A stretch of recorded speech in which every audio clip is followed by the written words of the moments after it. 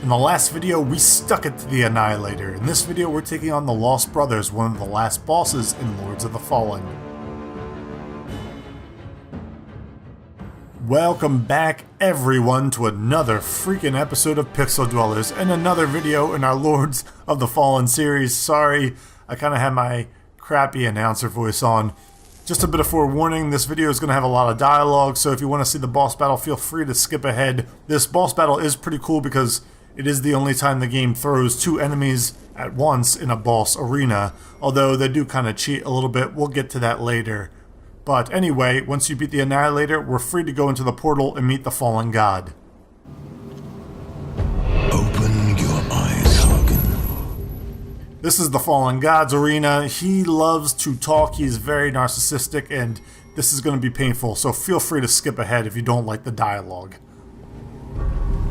You came here to die at the hands of a god. Why fight me? There is much I can teach you. I can show you eternity. Is it me, or does he just sound like Harken? Maybe he's the same voice actor or something. Your first battle was an initiation. The first lord I sent upon you was not expecting you to be his match.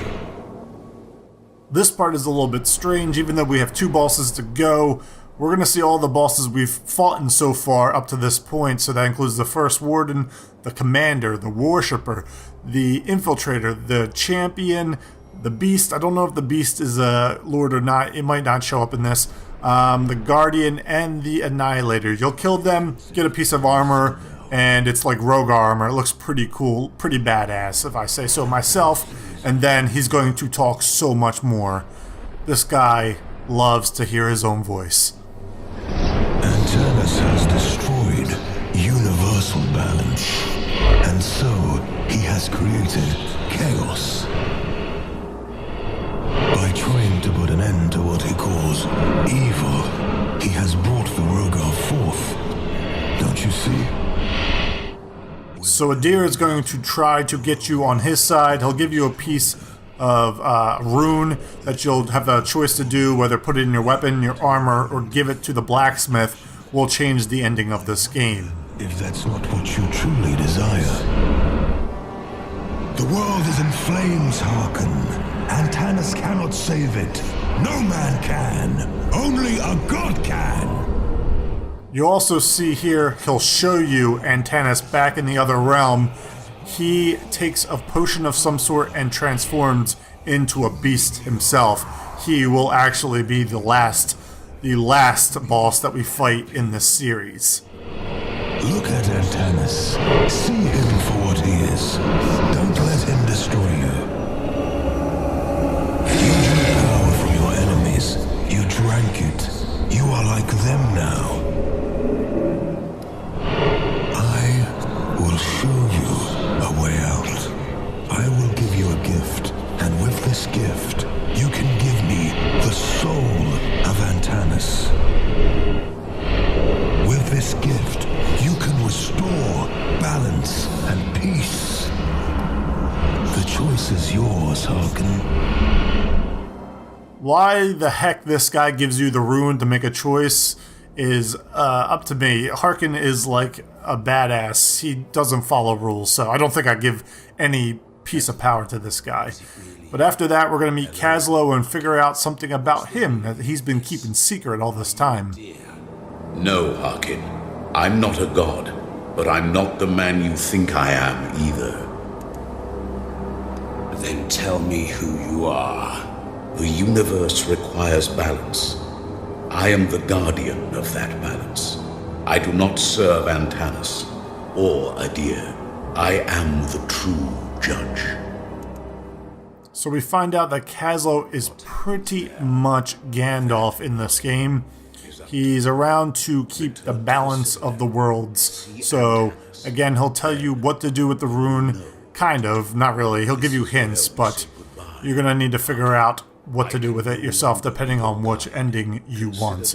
That is another thing that has kind of emulated Dark Souls a little bit. the whole multiplayer aspect going online, figuring things out with other players. You can do that in this game, not to the same degree, but it is still there in some kind of shape or form. The world is in your hands now. So once we get back to the human realm, we're going to be introduced to the next boss.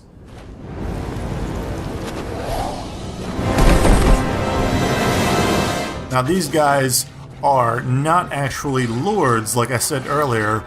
These are monks that have taken some type of potion, perhaps the same thing that Antanas has taken, and have transformed themselves.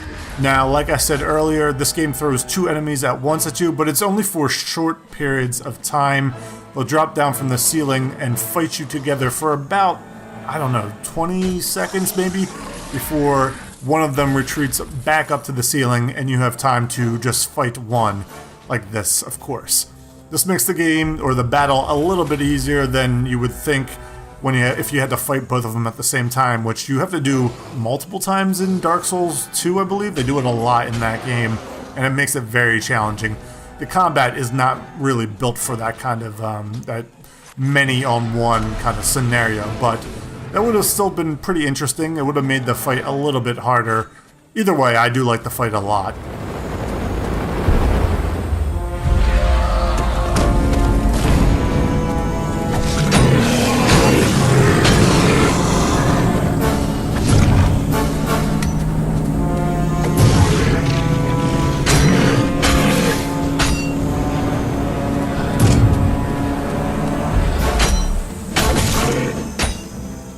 Once you get their patterns down, there's not a lot of tricks to the fight. You just have to take on one at a time, and I found that the gauntlet with my large magic rune did a lot of damage to these guys. So I end up doing just shooting them from range quite a bit towards the end of the battle, because they don't really catch up to you. They're big guys, but they're freaking slow unless they do some kind of speed attack.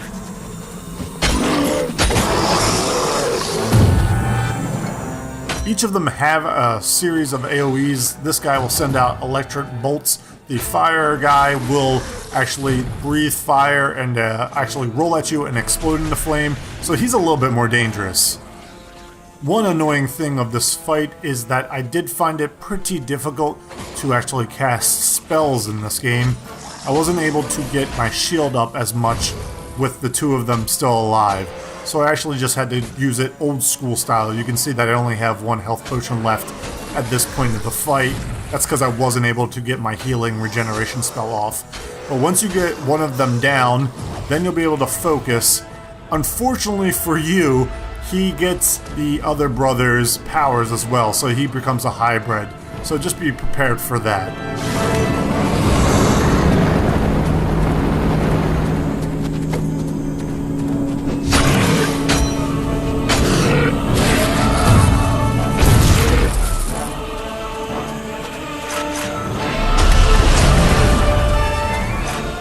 So it's at this point, even though I have 0 health potions left, that I start using the pillars and feeling a little bit more confident about this fight. This guy really can't catch up to you unless he uses that roll/AoE burst there.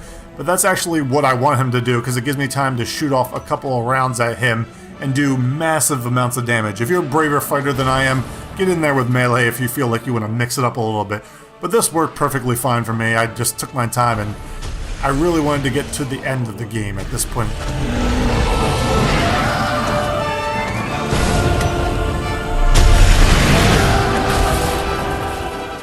I feel like what would make this fight a little bit harder is if that rolling AoE attack kind of had a tracking sensor.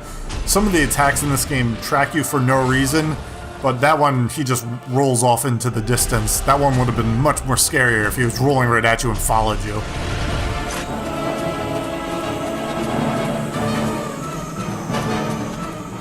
So if you have a strong gauntlet like I do, you don't even have to get close to this last guy, but I do get in there for the melee kill. Anyway, guys, that's it for the Lost Brothers. If you needed help with the earlier bosses, we have those videos on our channel. Feel free to go back and check them out, but hit the like and subscribe button before you go if you like this video, that is. As always, you can follow us on Twitter, and I will see you all in the next video.